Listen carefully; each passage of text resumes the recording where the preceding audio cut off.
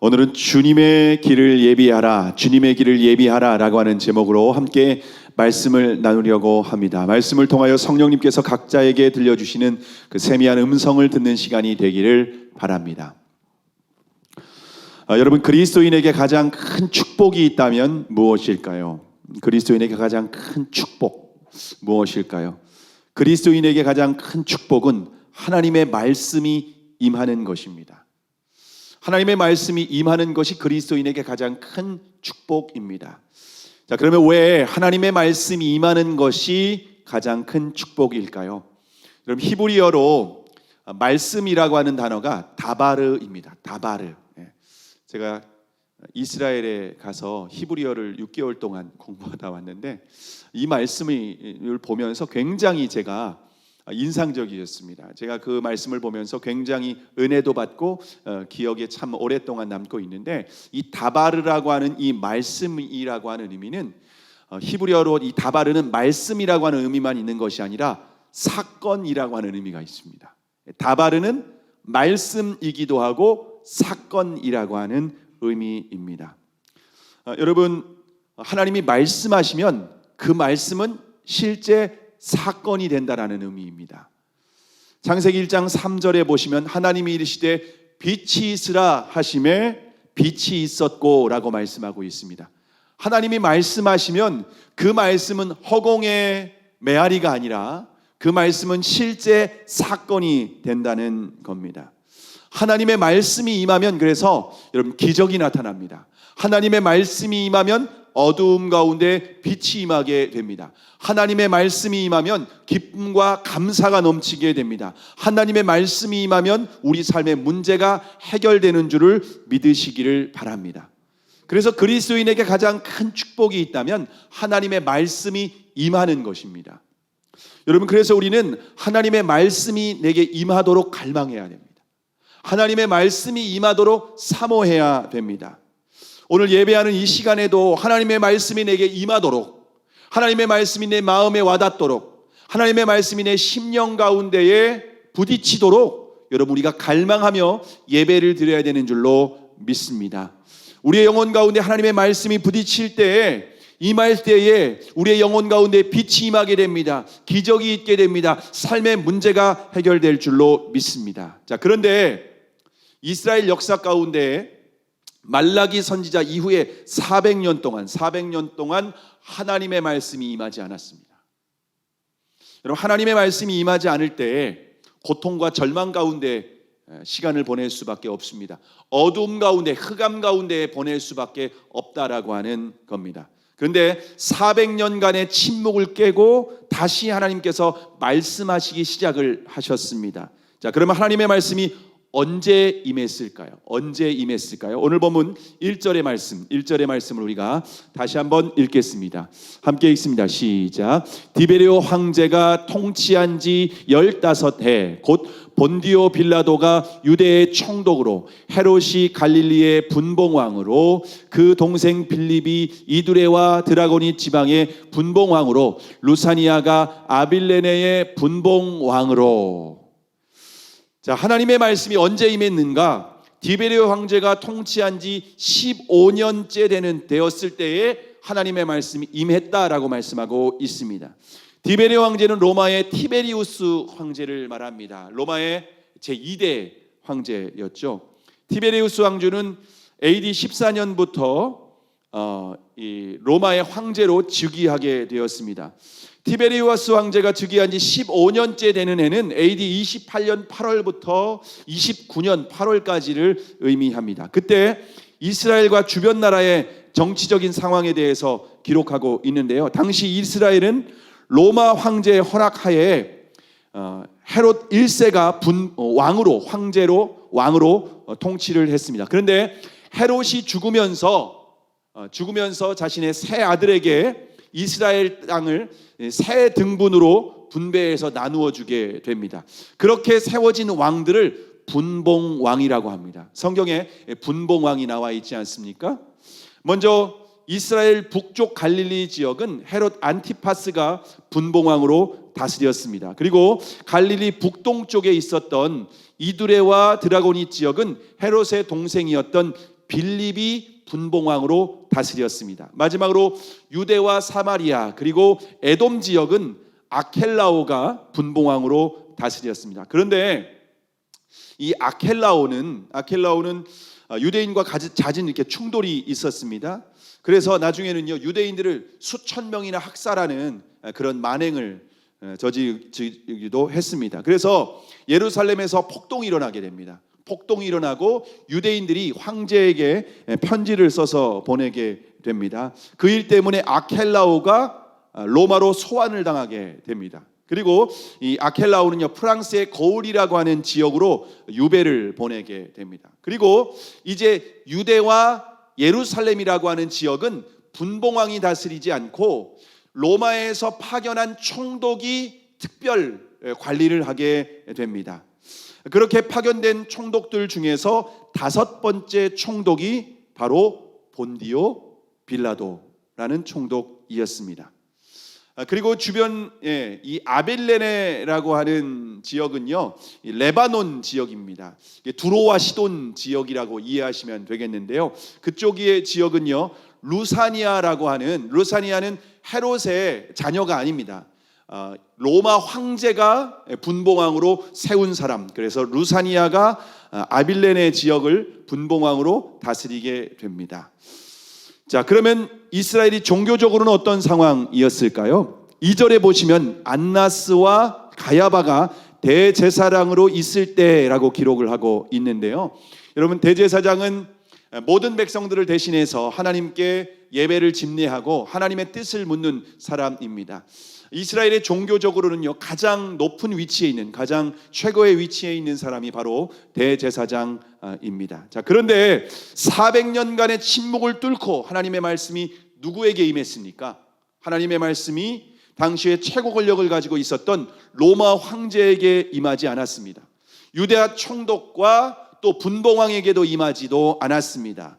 대제사장이었던 안나스와 가야바에게 임하지도 않았습니다. 하나님의 말씀이 사가랴의 아들 요한에게 임했다고 말씀을 하고 있습니다. 여러분, 하나님의 말씀은 권력이 있다고 임하지 않습니다. 하나님의 말씀은 물질이 있다고 임하지도 않습니다. 인기가 있다고 임하지도 않습니다. 명예가 있다고 임하지도 않습니다. 하나님은 외모를 부르시는 분이 아니라 우리의 중심을 보시는 분이신 줄을 믿으시기를 바랍니다. 자, 그러면 요한이 어디에 있었습니까? 요한은 왕궁에 있는 사람도 아니었고 또 성전에 있는 사람도 아니었습니다. 요한은 빈들에 있었다라고 기록을 하고 있습니다. 여기에서 말하는 빈들이 바로 광야를 의미합니다. 요한은 광야에서, 여러분, 광야에 가면 아무것도 없습니다. 빈들입니다. 그야말로 아무것도 없는 광야에서 오직 하나님만 바라보고 있었습니다. 광야에서 오직 하나님만 바라보고 있었던 요한에게 하나님의 말씀이 임하게 되었습니다. 여러분, 이 광야라고 하는 단어가 히브리어로 미드바르라는 단어입니다. 미드바르라고 하는 단어인데, 이 미드바르라고 하는 단어, 여러분, 이 단어가 어떻게 구성이 되어 있냐면요, 미라고 하는 단어, 미드바르에서 미라고 하는 단어는요, 이 전치사 프롬입니다. 이 전치사 미라고 하는 프롬이라고 하는 단어이고, 드바르라고 하는 단어는요, 제가 좀 전에 말씀드린 다바르, 말씀, 사건이라는 의미입니다. 그래서 이 미라고 하는 전치사와 다바르라고 하는 이 단어가 합쳐진 단어가 미드바르, 광야라고 하는 단어입니다. 근데 이 미드바르를 직역을 하면은요, 어떤 의미인가 하면은요, 말씀이 있는 곳이라는 의미입니다. 말씀이 있는 곳, 말씀이 나오는 곳, 말씀이 임하는 곳, 그것이 바로 미드바르, 광야라고 하는 의미입니다. 여러분, 하나님의 말씀은 어디에 임하는가 하면요, 광야에 임한다라고 하는 의미입니다. 지금 저와 여러분은 어디에 있습니까? 왕궁에 있습니까? 아니면 광야에 있습니까? 우리가 세상에서 잘 나갈 때는요, 하나님의 말씀이 임하지 않습니다. 육신적으로 건강하고 우리가 부족한 것이 없을 때는 하나님의 말씀이 들리지 않습니다. 근데 우리가 인생의 광야를 걸을 때 비로소 하나님의 말씀이 들리기 시작합니다. 사업에 실패하고 가정에 어려움이 있고 육신의 질병이 생겼을 때에 우리는 하나님의 말씀이 비로소 들리기 시작합니다.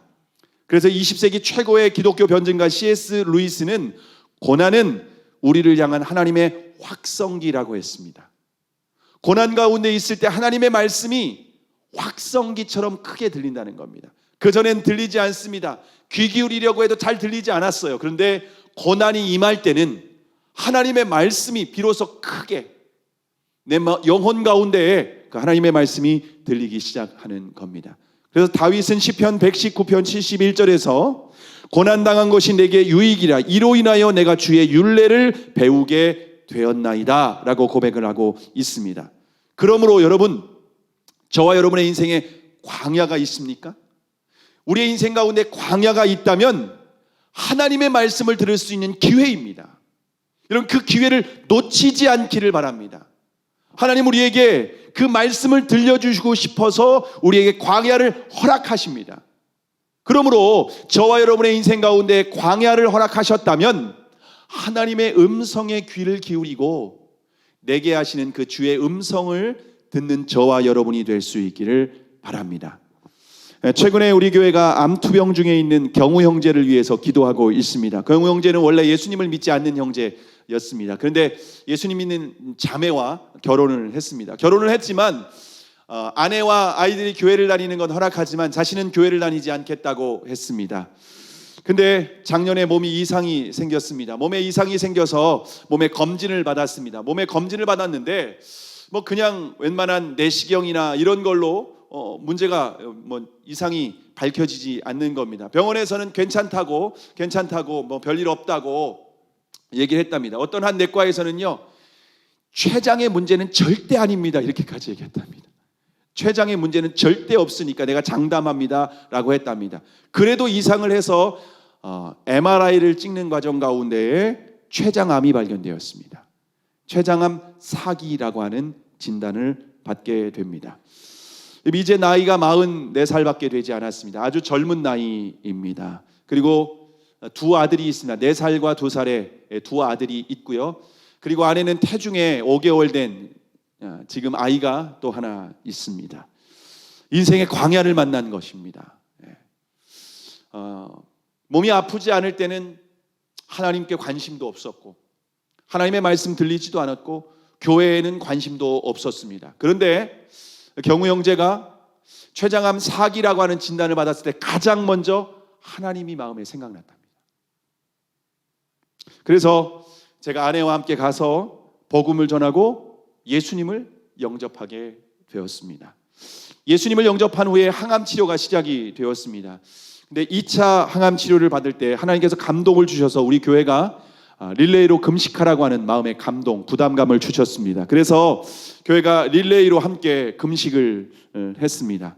그리고 지난 수요일에는요 3차 항암 치료가 시작이 되었습니다. 그래서 지난 주일날 저희가 함께 중보기도를 하지 않았습니까? 그리고 수요 모임에도 항암 치료하는 그 수요일 날도 수요 모임에서 함께 경우 형제를 위해서 기도했습니다. 그리고 저희가 지금 내적 치유를 위해서 함께 릴레이로 14일간 금식을 하고 있는데 지난주 수요일이 우리 교회 성도들이 가장 많이 금식에 동참했었던 날이었습니다.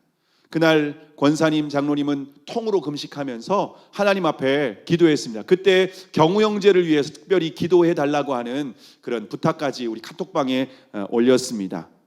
자, 그런데 그 다음 날 수요일이 지난 이제 수요일 날부터 항암 치료가 시작이 되었는데 그 다음 목요일 날 경우 형제가 아내에게 이렇게 문자를 보냈습니다. 꿈인지 모르겠는데 하나님이 내 마음속 음성으로 말씀하셨어. 너는 내 자식이 아닌 죄인으로 죽게 두기 아깝다. 너는 착하고 성실한 나의 자식이다. 너의 아내와 아이들을 봐서도 내가 너를 살리리라. 그리고 너희 누나에게 내가 축복을 내리리라. 누나가 지금 간병을 하고 있거든요. 아내가 지금 두 자녀가 있고 임신 중에 있다 보니까 남편을 간병하지 못하다 보니까 지금 누나가 지금 간병을 하고 있는 상황입니다. 경우 형제가 인생의 광야를 만났을 때에 비로소 하나님의 말씀이 임하게 된 겁니다. 항암 치료를 하면은 식사도 못하는 굉장히 육체적으로 고통스러운 상황 아닙니까? 근데 그때 하나님의 말씀이 임하게 되는 겁니다. 자기가 꿈인지 생시인지 모를 정도로 하나님의 말씀이 너무 선명하게 그렇게 자기에게 들렸다는 겁니다. 예수님 믿은 지 이제 한 달밖에 되지 않았는데 인생의 광야에 있을 때 하나님의 말씀이 그 영혼 가운데에 울리기 시작을 했습니다.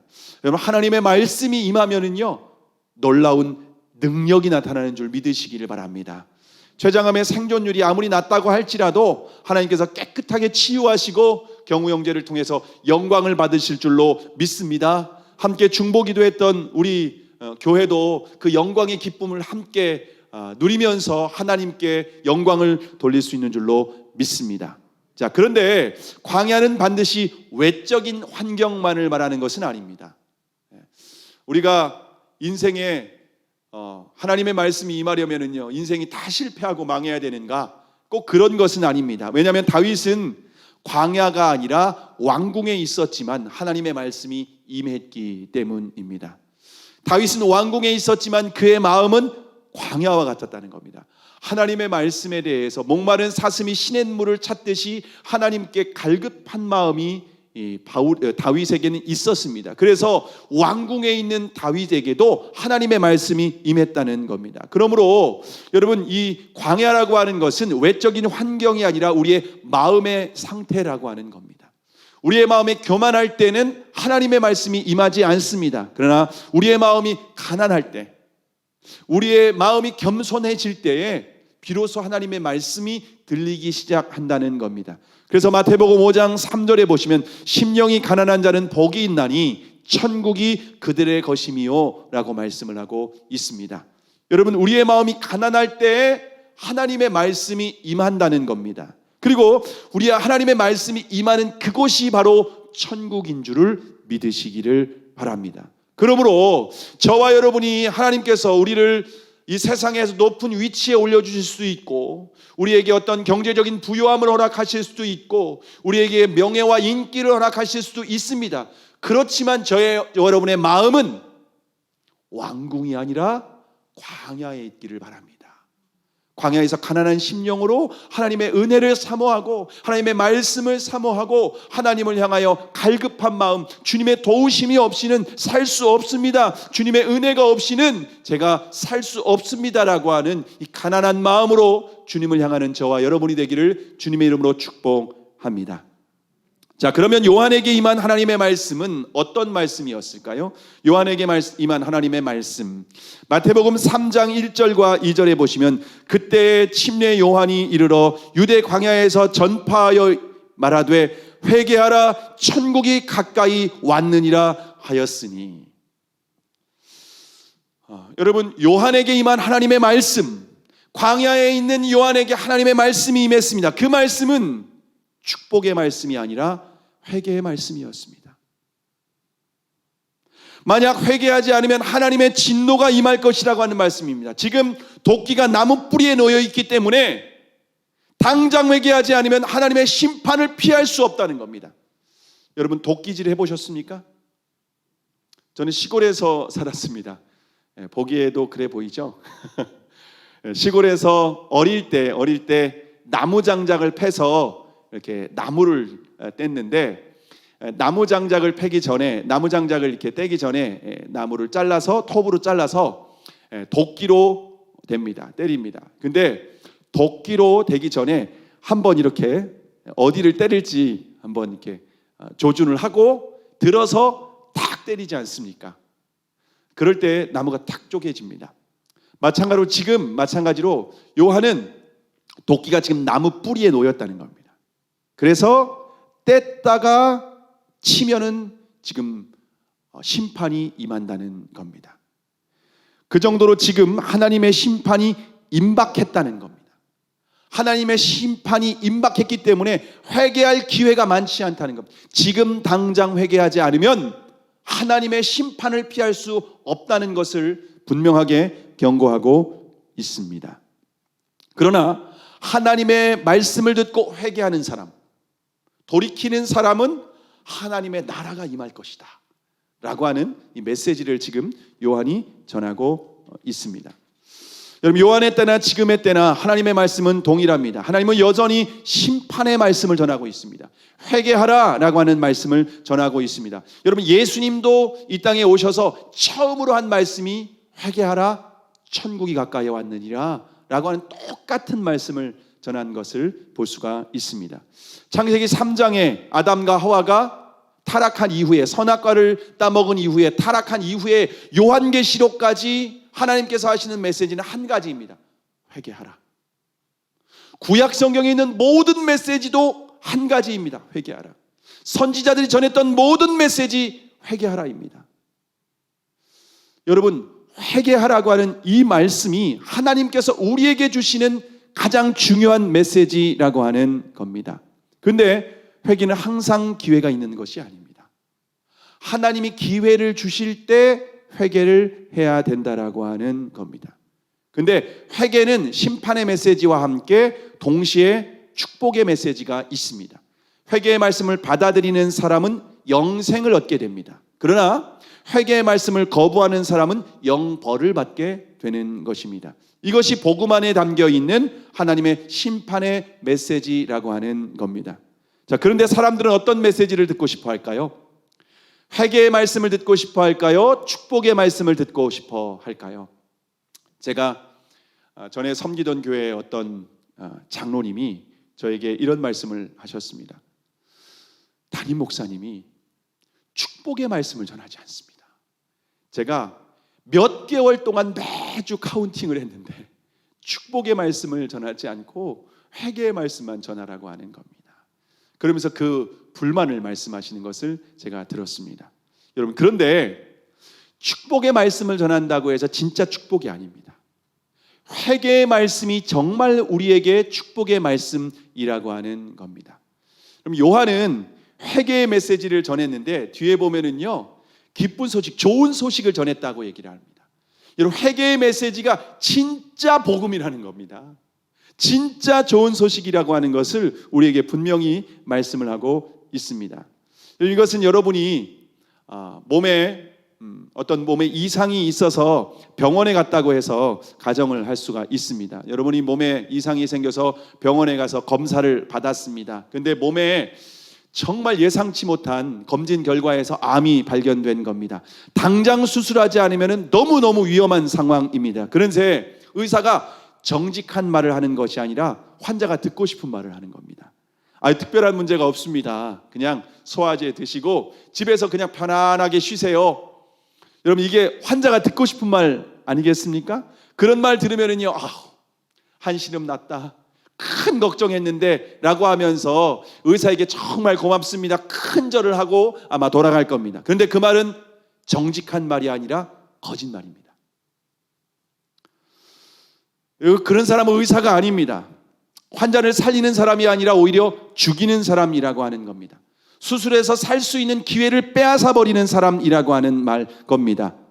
여러분, 의사는요, 환자가 듣기 싫어도, 듣기 부담스러워도 정직하게 말을 해줘야만 되는 사람입니다.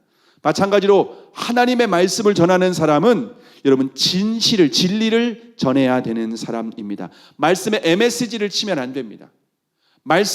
하나님의 말씀이 부담스러워도 진리 그대로 온전하게 전하는 것이 정말 그 말씀이 기쁜 소식, 복음인 줄로 믿습니다. 여러분은 하나님의 말씀을 들을 때에 진리의 말씀이라면 아무리 부담스러워도 여러분 내가 취사 선택하면 안 됩니다. 하나님의 말씀이 진리에 근거한 말씀이라면 그 말씀을 내가 듣기 부담스러워도, 내 기분 나빠도, 감정이 상해도 그 말씀을 아멘으로 받아야 되는 줄로 믿습니다. 그런 사람들에게 회개할 기회가 있고, 그런 사람들에게 생명이 있고, 그런 사람들에게 하나님의 축복이 임하는 줄로 믿습니다. 자, 그러면 회개란 무엇일까요? 회개란 무엇일까요? 여러분 지금까지 교회를 다니면서 회개 많이 하지 않았습니까? 근데 회개는 단순히 후회하는 것이 아닙니다. 후회하는 것이 회개가 아닙니다. 눈물 흘리는 것도 회개가 아닙니다. 내 마음에 죄책감을 갖는 것도 회개가 아닙니다. 하나님께 한 번만 봐주세요 라고 하는 것도 회개가 아닙니다. 여러분 회개는요, 감정이 아니라 삶을 돌이키는 것이 회개입니다. 회개는 하나님께 돌아오는 것입니다. 지난 금요일에 심선미 성도의 간증을 들었습니다. 심선미 성도의 간증에서 회개가 무엇인지 아주 정확하게 그분이 말씀을 하셨는데요. 심선미 성도는 26년 동안 무당으로 살았습니다. 무속인으로 살았던 겁니다. 그런데 예수님의 십자가가 빛으로 자신에게 다가오는 것을 경험을 하게 됩니다. 십자가를 경험한 후에 살아계신 하나님에 대한 믿음이 생겼습니다. 그래서 예수 그리스도를 구주와 주님으로 영접을 하게 됩니다. 심선미 성도는 무당이었기 때문에 예수님을 영접한다는 것이 어떤 의미인지 정확하게 알고 있었습니다. 근데 우리는 예수님을 영접한다라고 하는 것, 영접하는 자, 곧 그 이름을 믿는 자들에게는 하나님의 자녀가 되는 권세를 주었다고 하는데 이 의미를 제대로 이해하지 못해요. 영접하지 않았는데 영접한다고 착각하는 거죠. 믿지 않는데 믿는다고 착각을 한다는 거죠.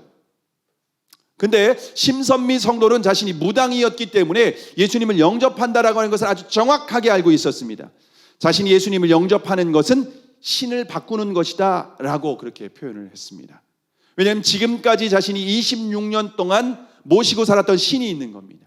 그 신에게 기도를 하고 신을 섬기고 신이 하라는 대로 하고 또 신이 하라는 대로 잘해야 순종해야지만이 신병이 안 생기고 자기가 무속인 생활을 잘 할 수 있는 겁니다. 그리고 정확하게 그 사람의 자기에게 찾아오는 고객들의 문제를 정확하게 꿰뚫어보고 신이 가르쳐줘야 그 일을 할 수 있었던 겁니다. 그런데 예수님을 영접하는 것은 지금까지 섬기던 신을 버리고 예수님을 자신의 신으로 받아들이는 것이다 라고 고백을 했습니다. 여러분, 이것이 회개의 본질입니다. 이것이 회개의 본질입니다. 근데 무당만 신을 섬기는 것이 아니라 아담의 후손으로 태어난 모든 사람은 자기 자신을 신으로 섬기는 사람입니다. 왜냐하면 아담이 선악을 알게 하는 나무의 실과를 따먹었을 때에 이 따먹은 동기가 뭐냐 하면요, 이 선악을 알게 하는 나무의 실과를 먹으면 내가 하나님과 같이 될 수 있다. 하나님의 기준을 따를 필요 없고 네가 이제는 선악의 기준이 되면 돼. 이게 선악과를 따먹은 동기입니다. 그리고 선악과를 따먹은 아담의 후손으로 태어난 모든 사람들은 자기 자신이 신이 되었습니다. 그래서 우리가 어떻게 살아갑니까? 내가 원하는 대로. 여러분 어떻게 선택하십니까? 내가 원하는 대로 선택하죠. 여러분 어떻게 살아옵니까? 내가 원하는 대로 살아요. 어떻게 판단입니까? 내 기준을 가지고 판단을 합니다. 이게 자기 자신이 신이 된 사람들이라는 겁니다.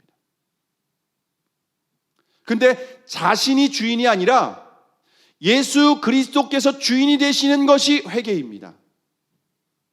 내가 신이 되는 것이 아니라 예수님을 나의 하나님으로 내 인생에 모셔드리고 그분의 말씀과 그분의 뜻대로 순종하며 살아가는 것, 그것이 바로 회개라고 하는 것입니다. 여러분, 회개는 주인이 바뀌는 것입니다. 주인이 바뀌지 않은 사람은 회개하지 않은 겁니다.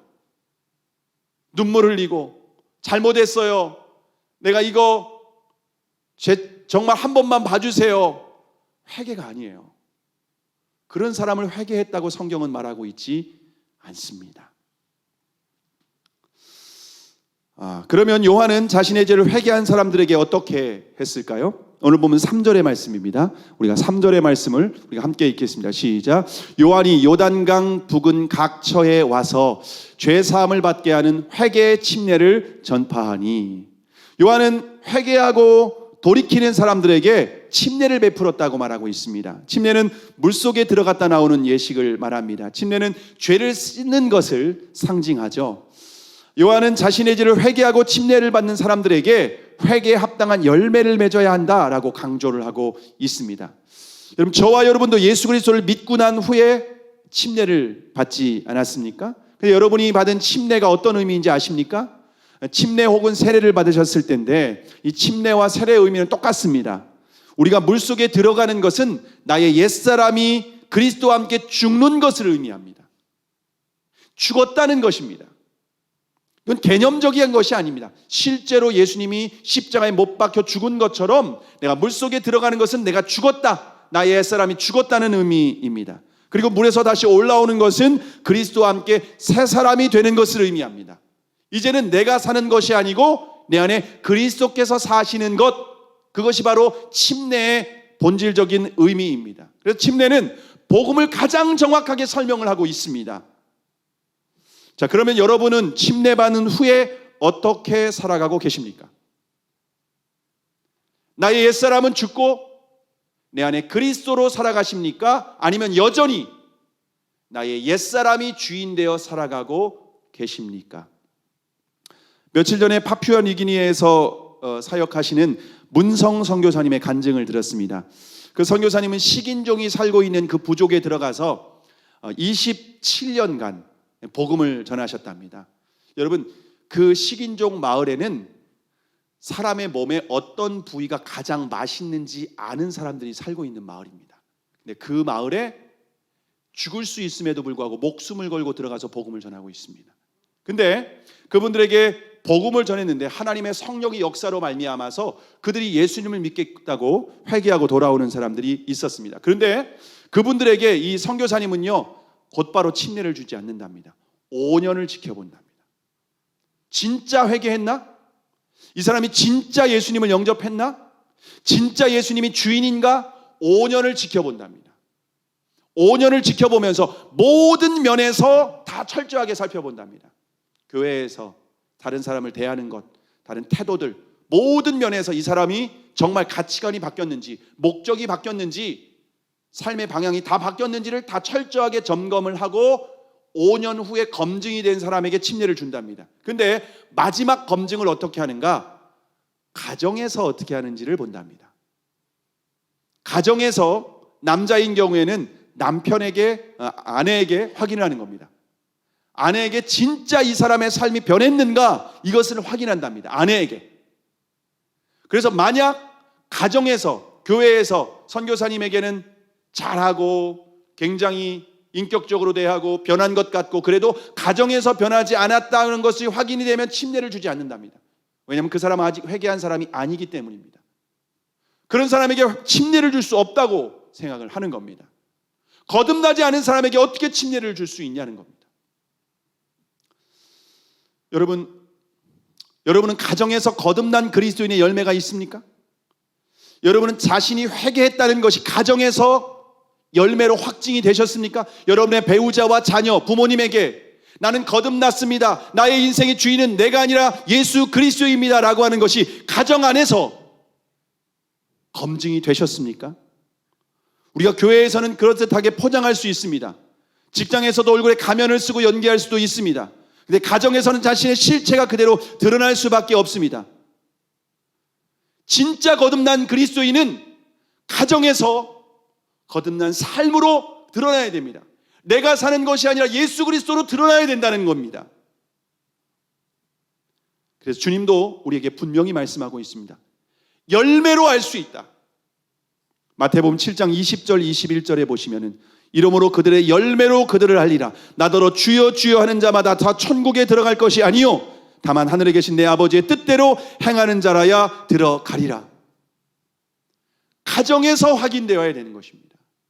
가정에서 하나님의 뜻대로, 종교적인 나의 행위로 확인할 수 있는 것이 아닙니다. 하나님의 뜻대로 정말 내 삶 속에서 행하고 있는가, 이것을 확인하고 열매를 확인하고 우리가 회개했는지 거듭났는지 확인할 수 있다는 것입니다. 자, 그러면 회개한 사람은 무엇을 위해서 살아야 될까요? 회개한 사람은 무엇을 위해서 살아야 될까요? 자, 오늘 보면 4절에서 6절까지의 말씀입니다. 4절에서 6절까지의 말씀을 우리가 함께 읽겠습니다. 시작. 선지자 이사야의 책에 쓴 바 광야에서 외치는 자의 소리가 있어 이르되 너희는 주의 길을 예비하라. 그의 오실 길을 곧게 하라. 모든 골짜기가 메워지고 모든 산과 작은 산이 낮아지고 굽은 것이 고자지고 험한 길이 평탄하여질 것이요 모든 육체가 하나님의 구원하심을 보리라 함과 같으니라. 자, 여러분, 요한의 사명에 대해서 소개하고 있는데요. 요한은 이사야 선지자의 예언대로 주의 길을 준비하고 주의 길을 예비하고 있습니다. 주님께서 왕으로 오실 수 있도록 그의 길을 곧게 하는 것입니다. 왕이 오시는 길에 골짜기가 있으면은요, 그 골짜기를 메우는 것입니다. 왕이 오시는 길에 모든 산과 작은 산을 다 깎아서 낮추는 것입니다. 굽은 길이 있으면 곧게 하는 것입니다. 험한 길이 있으면 평탄케 하는 것입니다. 마치 황제가 가는 길을, 오는 길을 평탄하게 하는 것 같이 요한은 예수 그리스도께서 오시는 길을 지금 예비하는 일을 하고 있는 것입니다. 예수께서 오시도록 지금 회개의 침례를 전파하며 회개의 메시지를 전파하며 주님의 오실 길을 지금 평탄하게 하고 있는 이 작업을 하고 있는 것입니다. 요한의 이 회개대로 요한의 메시지를 듣고 회개하는 사람은 하나님의 구원하심을 보게 될 것이다. 모든 육체가 주님의 구원하심을 보게 될 것이다 라고 하는 메시지를 전하고 있습니다. 마찬가지로 회개한 사람들은 요한과 같은 사명을 받은 사람들입니다. 요한은 초림 예수님을 길을 예배하기 위해서 이 땅에서 광야에 외치는 자의 소리로서 사명을 감당했습니다. 그러나 구원받은 저와 여러분은 예수님의 재림을 준비하는 사람입니다. 예수님이 재림하시는 그 길을 예비하는 사람들이 바로 구원받은 회개한 사람들이 살아가야 될 삶의 목적이라고 하는 것입니다. 왜냐하면 예수님께서 하늘로 승천하시면서 제자들에게 다시 오실 것이다 약속을 하셨기 때문입니다. 그러면 주님께서 다시 언제 오십니까? 주님께서 다시 오시는 그 날과 그때는 아무도 알 수 없습니다. 오직 아버지만 아실 수 있습니다. 그런데 마태복음 24장 14절에 보시면은 이 천국 복음이 모든 민족에게 증거되기 위하여 온 세상에 전파되리니 그제야 끝이 오리라. 여러분, 모든 민족에게 천국 복음, 예수 그리스도의 복음이 전파되면은 주님께서 다시 오신다는 것입니다. 그래서 회개한 사람들은 이 천국 복음 땅까지 증거하고 예수 그리스도의 복음 증거하는 일이 바로 회개한 사람들이 살아가야 될 삶의 목적이라고 하는 것입니다. 주님께서 왕으로 다시 오실 수 있도록 그 길을 예비하는 것, 그것이 회개한 사람들, 거듭난 그리스도인들이 이 땅에서 살아가는 목적인 줄을 믿으시기를 바랍니다. 말씀을 마치려고 합니다. 여러분은 회개하셨습니까? 회개에 합당한 열매를 맺고 계십니까? 예수 그리스도께서 여러분의 왕이십니까? 예수 그리스도께서 여러분의 주인이십니까? 그렇지 않으면 여전히 내가 왕으로 살아가고 계시지는 않습니까?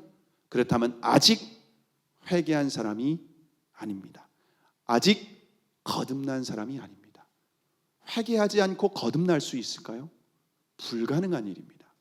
우리는 종교적으로 교회 나오고 예배를 드리고 헌금을 드리면 내가 회개하고 나는 거듭났다라고 생각할 수 있는데 그렇지 않습니다. 성경 어디에도 그렇게 단 한 구절도 말씀하고 있지 않습니다. 여러분, 우리가 회개해야만, 돌이켜야만 주님께 돌아옵니다. 그런데 주님은 우리가 돌이킬 수 있도록 우리에게 말씀을 허락해 주셨습니다. 말씀을 비추어 보면 우리 안에 깊은 골짜기가 있습니다. 절망이 있습니다. 우리의 마음 가운데 높은 산이 있습니다. 교만이 있다는 겁니다. 여전히 내가 주인된 모습을 주님께서 말씀으로 비추어 주신다는 겁니다. 우리의 마음이 굽어 있습니다. 하나님의 말씀을 오해합니다. 우리의 마음의 상처 때문에 하나님의 말씀이 있는 그대로 믿지 못합니다. 하나님을 믿지 못합니다. 신뢰하지 못합니다. 우리의 마음에 상처가 있어서 너무나도 거칠고 험합니다. 우리 마음 가운데 왕이 오실 수 있도록 말씀으로 내 자신의 내면을 비추어 봐야 됩니다. 그리고 하나님 앞에 내 마음에 있는 왕이 오시는 길에 걸림돌이 되는 것들을 제거하기 시작해야 됩니다. 우리의 마음이 길가밭과 같이 딱딱하다면 기경해야 됩니다. 우리의 마음에 돌짝이 있다면 걷어내야 됩니다. 우리의 마음에 가시가 있다면 뽑아내야 됩니다. 이 과정을 통하여서 예수님께서 우리의 마음의 왕으로 오실 수 있도록 우리가 그 길을 준비해야 됩니다. 말씀 앞에서 우리의 죄를 비추어 보고 말씀 앞에서 우리의 영적인 상태를 보고 말씀 앞에서 여전히 내가 주인 되었구나, 내 안에는 절망이 있구나, 내 안에 있는 상처가 있구나, 내 안에 있는 두려움이 있구나, 내 안에 교만이 있구나, 내 마음에 하나님의 말씀을 있는 그대로 믿지 못하는 불신이 있구나.